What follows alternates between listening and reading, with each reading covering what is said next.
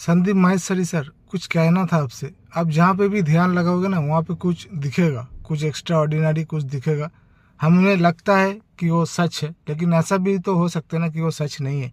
अभी जैसे हमने गोल्ड और सिल्वर पे ध्यान लगाया तो आपको कुछ ऐसा दिख रहा है, गोल्ड अल्टीमेट एसेट है, मतलब कि गोल्ड है तो बहुत बड़ा एसेट है। फिर आपने कहा हर 100 साल 150 साल का एक हिस्ट्री उठा के देख लो, मार्केट क्रैश कर जाता है, पूरा नोट ये सब बंद हो जाता है।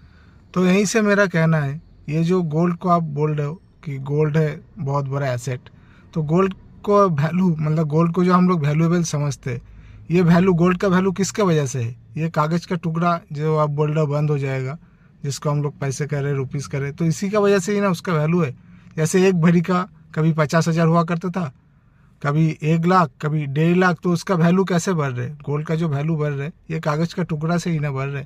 फिर आप बोल रहे हो कि मार्केट क्रैश कर जाएगा, कागज़ का टुकड़ा बंद हो जाएगा। तो अगर ये रुपीज़ जो कागज़ का टुकड़ा ये बंद हो गया तो फिर गोल्ड का वैल्यू क्या रह जाएगा? तब तो एक आयरन में, गोल्ड में, सिल्वर में, कॉपर में कोई वैल्यू ही नहीं रहेगा। वैल्यू तो हम लोग इसका ऊपर डिपेंड करते हैं ना, जो रुपीज़ का ऊपर, कि इसका प्राइस जैसा बढ़ा, जैसे 1 लाख हुआ था तो हाँ गोल्ड भाई बहुत वैल्यूएबल है। तो जब ये बंद हो जाएगा नोट, तब तो इसका जीरो वैल्यू हो जाएगा ना। आप तो एक गोल्ड का चेन दे के किसी को बोलोगे नहीं कि ये ज़मीन मेरे नाम पे कर दो, या आपको खाना चाहिए, आप तो एक कान का मतलब कोई भी रिंग हो ये सब दे के खाना नहीं खाओगे ना। फिर आपको किसी हाउस खरीदना है तो चलो मैंने तुमको इतना गोल्ड दिया, ऐसे नहीं चलेगा ना।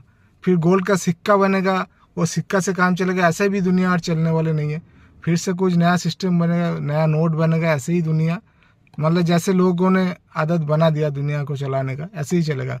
एक तो ये बहुत ही गलत आदत बना है, क्योंकि मैंने सब्जी बाज़ार के बाहर देखता हूँ, बहुत सारा सब्जियाँ सड़ जाता है, लेकिन वो गरीबों को मिलता नहीं। जबकि गरीबों को मिल जाता तो बहुत लोगों को, जिनको खाना नहीं मिलता है, वो खाना खा लेते। उसको खाना नहीं मिल रहा है, लेकिन इधर सड़ के, मतलब फ्रूट्स हो, सब्जी हो, सड़ा हुआ उन लोग का पास बिक नहीं रहा है बाज़ार में, तो सड़ के फिर बाहर, मतलब सड़ जा रहा है, वो लोग बाहर फेंक दे रहे हैं, क्योंकि कागज़ का टुकड़ा देके कोई उसको ख़रीदा नहीं, तो परा परा सड़ जा रहा है। तो लोगों ने अभी सब कुछ डिपेंडेबल कर दिया एक कागज़ का टुकड़ा का ऊपर। फिर अगर मार्केट क्रैश के ये कागज़ का टुकड़ा बंद हुआ, फिर दूसरा कोई कागज़ का टुकड़ा आएगा, फिर उसी से स्टार्ट होगा फिर गोल्ड का वैल्यू, वो कागज़ का टुकड़ा से।